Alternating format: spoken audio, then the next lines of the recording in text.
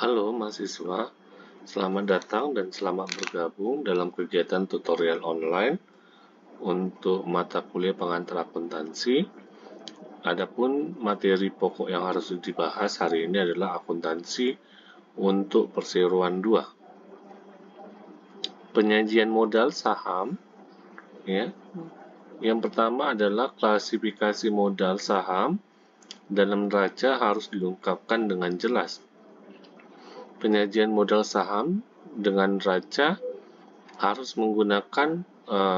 mengungkapkan beberapa jumlah modal dasar, modal yang ditempatkan, dan modal yang ada dalam portofolio. Yang kedua adalah selisih antar jumlah yang disetor pemegang saham dengan nominal saham dicatat sebagai premium modal saham. Nama lain dari akun ini adalah agio modal saham.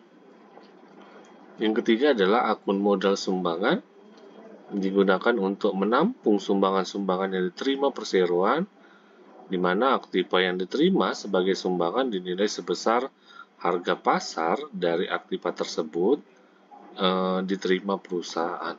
Yang keempat adalah modal ditempatkan atau modal statutir, ya, atau disebut sebagai investasi pemegang saham atau shareholders investment, adalah jumlah modal yang disebut dalam akte pendirian perseroan dan merupakan jumlah maksimum atau modal ditempatkan itu merupakan jumlah total dari dua sumber utama modal para pemegang saham. Penyajian modal yang sebagai sumber utama modal ditempatkan atau modal statutir, ya, adalah sebagai berikut. Yang pertama adalah modal yang disetorkan oleh pemegang saham dan pihak-pihak lain yang disebut dengan modal disetor atau paid-in capital, di mana sumber utama modal disetor ini adalah penerbitan saham-saham atau sertifikat saham yang dapat dimiliki oleh masyarakat. Ada dua jenis atau kelas saham, yaitu saham biasa dan saham preferen. Yang kedua adalah laba bersih yang ditahan dalam perusahaan atau laba ditahan atau return earning, di mana laba ditahan berasal dari operasi perusahaan dan laba bersih meningkatkan laba ditahan, sementara dividen mengurangi laba ditahan. Jadi laba ditahan mencerminkan laba bersih kumulatif perseroan yang belum didistribusikan kepada para pemegang saham sebagai dividen. Laporan laba ditahan apabila dalam perseroan terdapat akun penyisihan, maka laporan laba yang ditahan dibagi menjadi dua, yaitu yang pertama adalah menjelaskan bagian laba yang ditahan disisihkan, yang kedua adalah menjelaskan bagian laba yang penggunaannya tidak dibatasi dan jumlah dari kedua bagian ini kemudian disajikan dalam neraca. Alokasi pajak penghasilan, laba kena pajak suatu perseroan besarnya ditentukan berdasarkan undang-undang pajak penghasilan dan peraturan-peraturan pemerintah lain, di mana jurnalnya adalah di debitnya adalah pajak penghasilan, di kreditnya adalah utang pajak penghasilan, dan di kreditnya ada penangguhan pajak penghasilan. Penyisian alokasi laba ditahan, laba yang ditahan adalah milik pemegang saham yang merupakan bagian laba yang belum dibagikan. Adapun jurnalnya adalah di debit adalah penyisian untuk ekspansi, ya, bernilai XX, ya. Adapun saldo kreditnya adalah saldo laba, ya, bernilai XX, ya. Nah, adapun materi hari ini ada juga dividen, di mana dividen ini adalah pembagian laba yang dilakukan oleh suatu perseroan kepada para pemegang saham, di mana dividen dibagikan dalam jumlah yang sama untuk setiap lembar sahamnya, dan besarnya dividen yang diumumkan oleh Dewan Komisaris tergantung pada sisa keuntungan setelah dikurangi dengan potongan-potongan yang ditentukan dalam akte pendirian dan juga tergantung dari keputusan Rapat Umum Pemegang Saham atau RUPS. Pembayaran dividen biasanya diumumkan melalui surat-surat kabar, dan dapat diperoleh dengan menukarkan tanda dividen kepada perseroan yang bersangkutan. Suatu perseroan harus memenuhi 3 kondisi berikut ini agar dapat membayar dividen. Yang pertama adalah laba ditahan yang mencukupi. Yang kedua adalah kas yang memadai dan tindakan formal dari Dewan Komisaris. Adapun jurnal dividen tunai, di mana pencatatan pada saat pengumuman dividen, di debit adalah dividen tunai, di kredit adalah utang dividen tunai. Pada saat pencatatan, pada saat pembayaran dividen, di mana debit adalah utang dividen tunai dan kreditnya adalah kas. Pencatatan pada saat pengumuman dividen, ya, di mana jurnal untuk dividen saham, debitnya adalah dividen saham, kreditnya adalah dividen saham yang akan dibagikan, kreditnya adalah agio modal saham biasa. Untuk pencatatan pada saat pembayaran dividen, di debitnya adalah utang dividen tunai, di kreditnya adalah kas. Jenis dividen berdasarkan bentuk, yang pertama adalah dividen tunai atau cash dividen. Dividen tunai adalah distribusi laba atau dividen dalam bentuk kas dan biasanya dinyatakan dalam rupiah atau persentase. Yang kedua adalah dividen saham atau stok dividen. Dividen saham adalah distribusi dividen tidak dalam bentuk kas melainkan saham kepada para pemegang saham. Dividen saham dapat juga diberikan dalam bentuk saham biasa kepada para pemegang saham preferred atau berupa saham preferred kepada para pemegang saham biasa. Dividen saham ini juga merupakan penanaman kembali laba yang diperoleh perusahaan guna membeli fasilitas baru atau ekspansi kegiatan perusahaan. Yang ketiga adalah dividen lainnya. Contoh dividen lainnya adalah bentuk scrip dan properti. Faktor yang mempengaruhi, yang pertama adalah direksi akan mempertimbangkan faktor-faktor berikut dalam menentukan besarnya dividen. Yang pertama adalah posisi modal kerja perusahaan. Yang kedua adalah tanggal jatuh tempo utang yang besarnya cukup berarti. Yang ketiga adalah prospek usaha di masa mendatang, masa depan, ya, dan ramalan perekonomian dan industri di masa depan. Tanggal penting dalam pengumuman dividen, yang pertama adalah posisi modal kerja perusahaan. Yang kedua adalah tanggal jatuh tempo utang yang besarnya cukup berarti.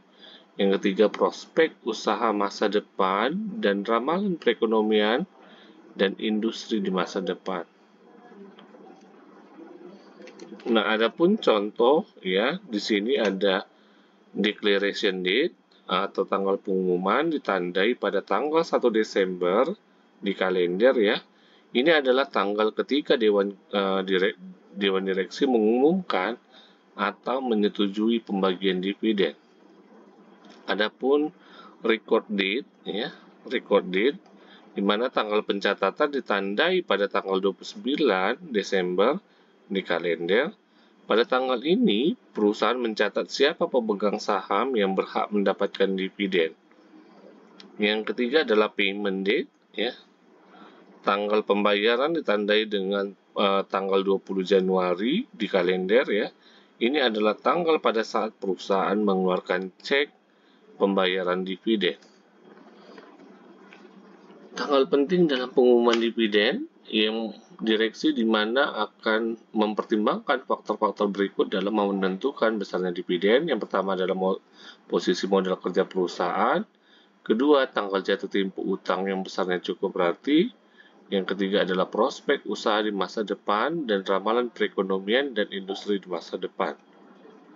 Contoh kasus, PT Jaya Abadi adalah sebuah perusahaan pedagang besar, ya, pedagang elektronik yang terletak di Jember, di mana selama tahun fiskal yang berakhir pada tanggal 31 Desember 2010, PT Abadi Jaya melakukan transaksi berikut ini.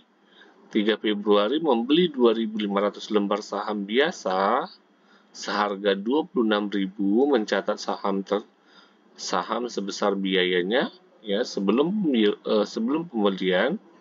Terdapat 40 lembar saham biasa yang beredar dengan nominal 20.000.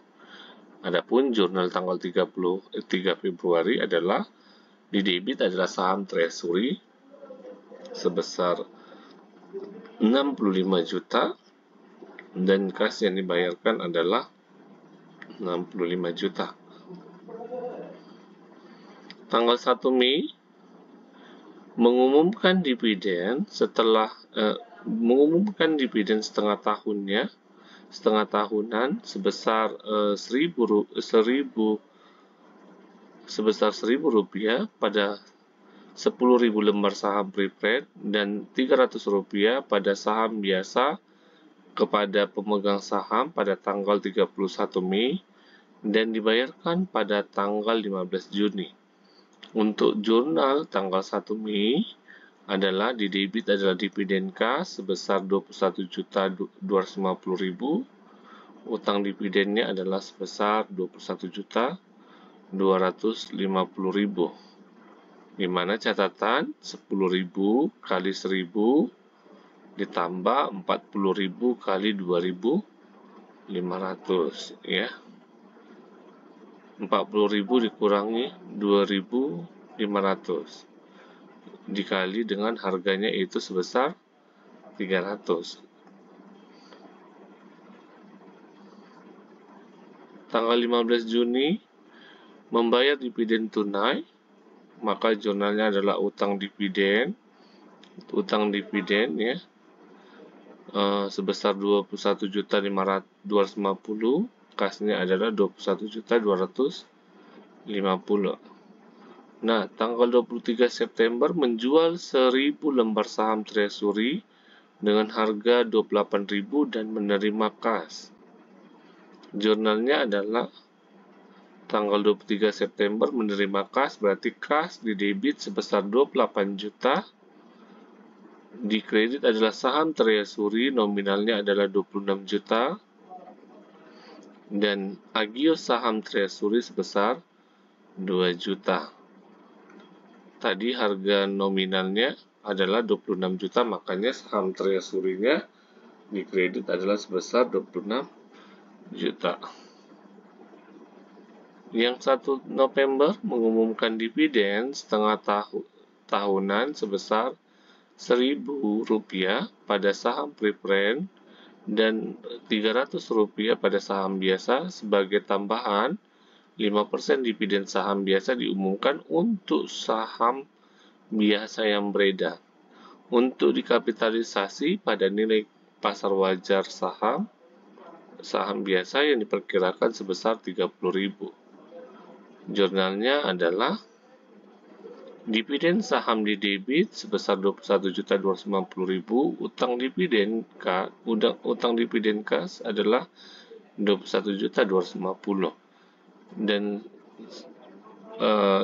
jurnal yang selanjutnya adalah di debitnya adalah dividen saham sebesar 57.750.000.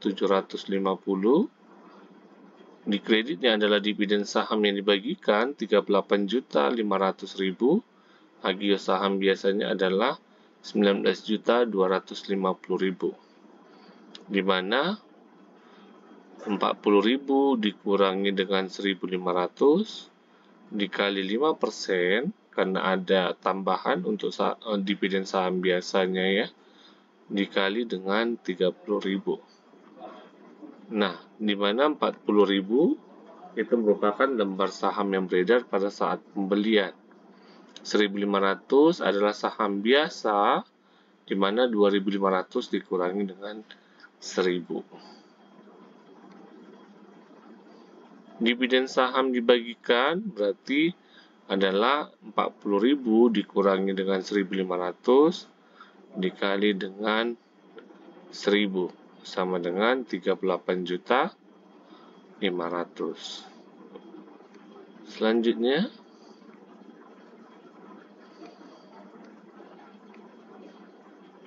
tanggal 1 Desember membayar dividen tunai dan menerbitkan sertifikat untuk dividen saham biasa Yaitu jadinya utang dividen kas di debit 21.250.000, dividen saham ini bagikan 38.500.000, kasnya di kredit sebesar 21.250.000, saham biasa adalah 38.500.000. Demikian yang dapat saya sampaikan, semoga bermanfaat, selamat belajar dan sukses selalu. Terima kasih.